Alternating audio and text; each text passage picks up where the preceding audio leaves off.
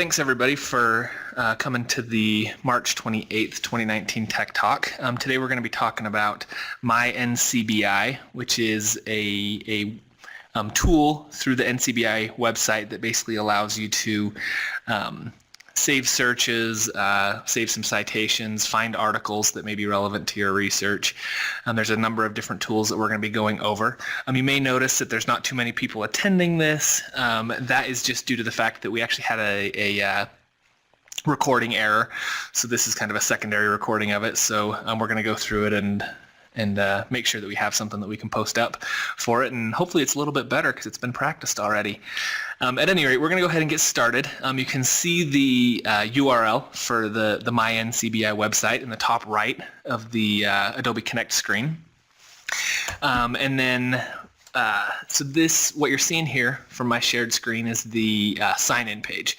And so there's actually two different ways that you can sign in and create an account. You can just use any old email address, your personal one, whatever you'd like. But what you can do when you click on this register for an NCBI account is it will bring you up this page, but up here in the top right, it says skip registration by using a third-party sign-in option. If you work at a university, there's a decent chance that your university is going to be found here. And even if you don't, there are a few other foundations and stuff that are there. But if your institution is found here, like for me, this University of Utah one, I would recommend using that to log in, because what it will do is if you click on that, it will make you log in through your institution, and then it will give you potentially some additional access to databases or to full text of articles and things that your institution has paid for access to for its employees and students. So if that's an option, I recommend doing that. Otherwise, feel free to just use an email. You can still get a lot of access. It's still worth doing. So I'm going to go ahead and log in under this login that I created for the Tech Talk. And this is the My NCBI homepage. So just kind of a lay of the land a little bit. These tiles can all be moved around. So if you want to put something in a specific place, you just hover over the top part of each tile, this gray part, and it will bring up that arrow, and then you can basically move that around if you want to. You can click on Site Preferences right here. It'll give you a bunch of different settings. You know, for example, it'll highlight the specific words that you're searching for. You can highlight them in bold or however you want. There's a lot of different settings I haven't played with, but if you want to, you can go through and check things out and see some settings there. And then lastly, as far as a lay of the land goes, is this My NCBI button right here. Whenever you click on things, it's going to take you into another page, but this will stay there all the time. So regardless where you are, you can always click My NCBI up here in the top right, and it will bring you back to this page that we're at right now. We're going to start off with this search NCBI databases. You'll notice if you click down here, there's a lot of different databases that you can use. We are going to stick with PubMed. That's a pretty common one, and it's one that is likely going to have some of the articles that you're looking for. So that's the one that we're going to be doing everything in today. But this is just a search bar. So whatever you want to type in,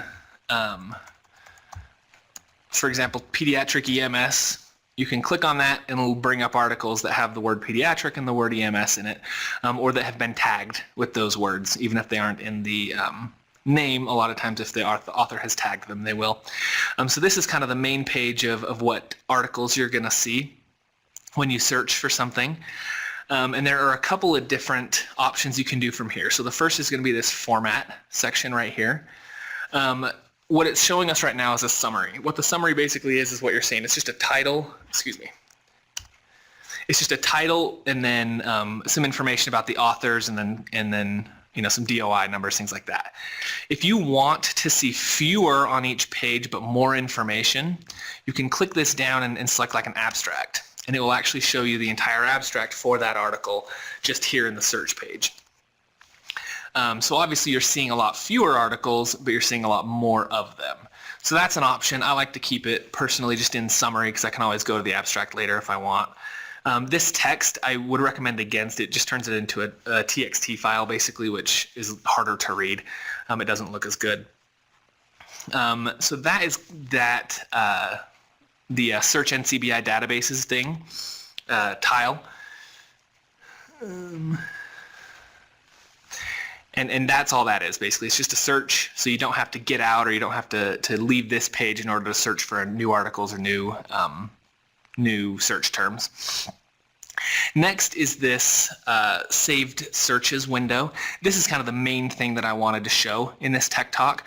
What this allows you to do is create a search by various terms, however many terms you'd like, and it will save that search and actually find articles. It'll search as often as you ask it to and find all the new articles using those search terms, and it will email them directly to you. So you don't have to log into the My NCBI at all in order to search. If you want to try again next week to see if there's anything new related to a topic of interest, you can just have it automatically search, and then it will actually email it straight to you, and you can go through and look at the ones that seem interesting from there, and it'll link you back into PubMed or whatever database you're in.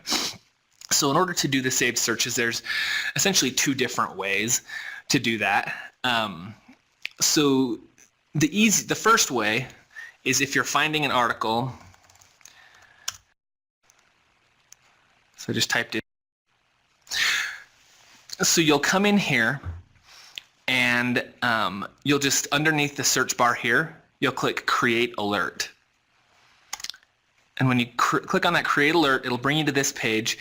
You can name it whatever you want. These are the specific search terms. And if you're curious what you're going to get, you can click on this Test Search Terms button right down here. And for example, pediatric EMS is finding 609 results. As an example, let's take out EMS and just say pediatric. Obviously, it's going to be a significantly bigger number. There's 722,000 articles that one's pulling. So if you want something a little more broad, a little less broad, you can just click that Test Search Terms, and it will kind of let you know. This says, do you want an email of the updates? Yes or no. If you say yes, it'll automatically go to the email that you signed up with. You can obviously change that as well. And then last, this will give you the schedule. This is how often you want it to search and send. It depends on what your search terms are. Something like pediatric EMS, you're not going to get a daily one, so you'll probably get emails that just say something that there were no new ones. Pediatric, there probably are daily ones that go in. So it just kind of depends on your search term. It'll ask you what day. If you want to come in on Monday to work and have new ones, you could pick the weekend, whatever. It's pretty customizable in that way. And then, again, this is that summary or the abstract. Just depends on what you want to see in the email, and then you can save it. And I created an email, and I think that was because I already did one in there. I already had that in there. But so this is an example of an email account that has received an email from my NCBI based on a saved search. So you click on it, it'll say what's new in pediatric EMS. In this case, that's what I searched for, and it brought up the most recent 5 articles that I had asked for it to send me. And it did this last Sunday, I believe, because that's when I had it set up. So for example, this one was published on March 15th, so you know it's pretty recent. And that's what it looks like. This is just the summary as well. If you wanted to send it with the abstracts, it would have a lot more information in it. And obviously you can see it's got links. It'll take you straight to the My NCBI article. So that is the saved searches. And then beyond that, you can always click on this gear or manage saved searches. So the gear is always going to be your settings. So that basically that will allow you to go in and update this pediatric EMS one. If you want to change it to daily from weekly, whatever the case may be. And then I failed to mention this manage saved searches right here. All that does is it'll bring up a list of all your saved searches and allow you to see information about them. It allows you to see when it was last searched, just kind of like this does. The next one that I'm going to show is collections. Collections is pretty straightforward. It basically allows you to save certain articles under certain headlines. These 3 come automatically. The favorites, my bibliography, other citations. You can also create your own. For example, I created this pediatric EMS one. And you'll click Manage Collections again. It's all pretty straightforward. And that will take you to the new page where you can edit those. So the way that you can save something to a collection is going to be through searching. So if we do, let's do this pediatric trauma. It's going to pull up articles related to pediatric trauma, and then you can click on the article, and then up here in the right-hand corner is the Send To button. You'll drop that down, and it gives you a number of options of where to send it. We're going to talk about collections and then a little bit about my bibliography, but in this case we'll obviously click collections, and you'll click add to collections, and that will take you to a new page where you can create a new one. If you wanted a specific pediatric trauma collection, you could do that, or you can just append it to a current one. We're just going to drop this into our pediatric EMS that's already been created. Hit save. It'll show you, go back to the article, and then you can click this My NCBI in the top right corner. And so now you can see there's 5 in this pediatrics collection, pediatric EMS collection, where there was 4 prior. So that's pretty straightforward. Filters as well is very straightforward. Just click on this Manage Filters, and it'll allow you to filter the articles that you see by a number of things. Like if you want only stuff that came through a clinical trial, only articles that came through clinical trial, only articles in English. I'm not actually sure what humans mean. I guess if it was just a study on humans and not on animals. It has free full text or a link to the full text, even if you may have to have a subscription. So you can get a little bit better results in your searches if you're looking for specific things. And then last thing we're really going to go over is this My Bibliography. If you remember, about in the January 2019 Tech Talk, Eddie Zamora he talked about Zotero. And this My Bibliography and the collections as well, to a certain degree, are similar to Zotero. Some of the differences, this My Bibliography seems to be a little bit geared towards authors of articles, whereas you can certainly save articles there, and it gives it to you like you're seeing here with a lot of the information that you need to create a citation. So Zotero does offer some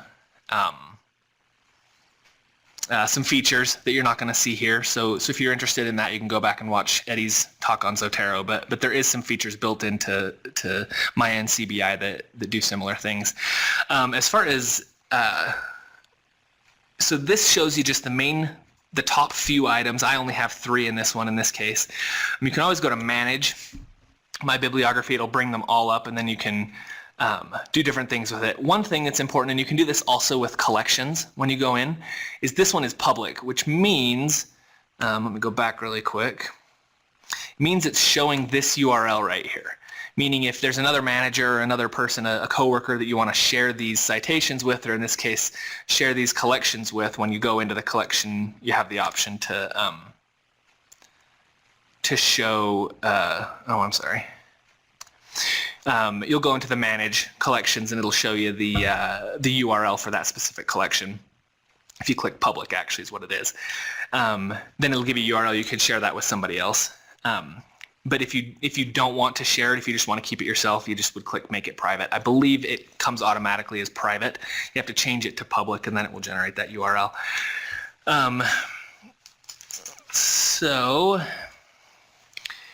The PubMed citations.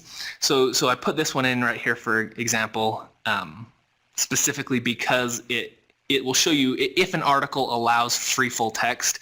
It'll have a link to it.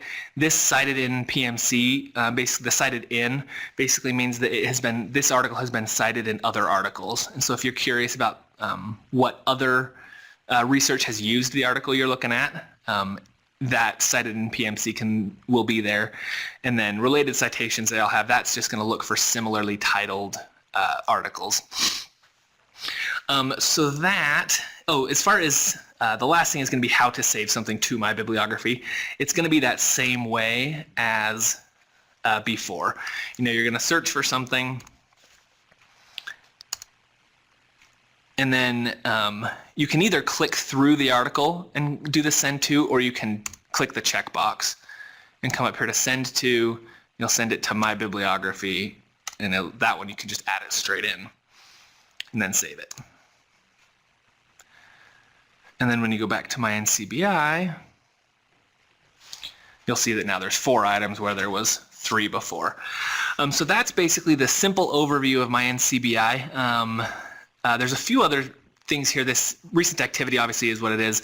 The Science CV I haven't looked into real closely. As far as I understand it, it basically is for people who are publishing a lot. It will basically create a CV for them. It will take their publications, the articles that they are that they wrote, and it will add them into a CV. If that's something you're interested in, you can look at that. Another thing to note is if you want something that's a little more in-depth about my NCBI, there are quite a number of decent YouTube videos that NCBI themselves have put on to YouTube. You can just basically go into YouTube and search my NCBI, and there's a number of there's videos about each of these specific boxes and some of the other features that are there, and they can help explain a little more about how to use that, what features are available. But we just wanted to make sure you knew that this was available. It is free for everybody. There was a previous question about if anyone had any firewall issues at the state level, and it's unlikely, just because this is NCBI is basically a federal government website, but you'd want to talk to your network administrator and just make sure if you're having any trouble, they can help you out with that. But it is unlikely that there should be any trouble accessing NCBI. The thing that you may run into is access to full text on articles, depending on who owns the article and what subscriptions you have. But that's just kind of the nature of doing research. But hope you enjoyed this. Hope it was valuable, and we'll hope to see you next Tech Talk. Thanks. Bye.